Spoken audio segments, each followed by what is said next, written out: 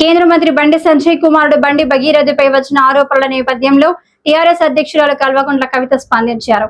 నిందితుడు దేశం విడిచి వెళ్లే అవకాశం ఉన్నందున వెంటనే రాష్ట్ర పోలీసులు అన్ని ఎయిర్పోర్ట్లకు లుక్అవుట్ నోటీసులు జారీ చేయాలని ఆమె డిమాండ్ చేశారు. అలా చేస్తే రాష్ట్ర మహిళలకు పోలీసులపై విశ్వాసం పెరుగుతుందన్నారు. మహిళా భద్రత దృష్ట్యా పారదర్శక విచారణ జరిపి బాధితులకు న్యాయం చేయాలని కోరారు. నేను రాష్ట్ర ప్రభుత్వాన్ని చేస్తున్నటువంటి డిమాండ్ ఏంటంటే, బండి సంజయ్ గారి కుమారుడు ఎదుర్కొంటున్నటువంటి ఆరోపణలో భారతీయ జనతా పార్టీకి ఒక అలవాటు ఉన్నది. ఇట్లాంటి నేరారోపణలు ఎదుర్కొంటున్న వాళ్ళు దేశం దాటిస్తారు మొదలు.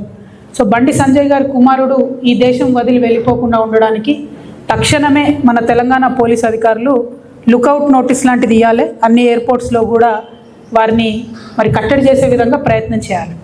మొట్టమొదలు ఆ పని చేసినట్టయితే తెలంగాణ సమాజంలో ఉన్నటువంటి మహిళలందరికీ కూడా ఒక విశ్వాసం వస్తుంది. పారదర్శకంగా మంచి విచారణ జరుగుతుంది అనేటటువంటి విశ్వాసం ఒకటి వస్తుంది. ముందు తనని కట్టడి చేసిన తర్వాత అమ్మాయి వాళ్ళ మీద వీళ్ళ మీద అమ్మాయి వాళ్ళు రకరకాల కేసులు పెట్టుకున్నారు. అది కోర్టు చట్టం ఎట్లా డిసైడ్ చేస్తే అట్లా జరుగుతుంది. కానీ ముందు తను బయటకు వెళ్లకుండా చూడాలి, పోలీసు వాళ్ళు విశ్వాసాన్ని కల్పించాలి.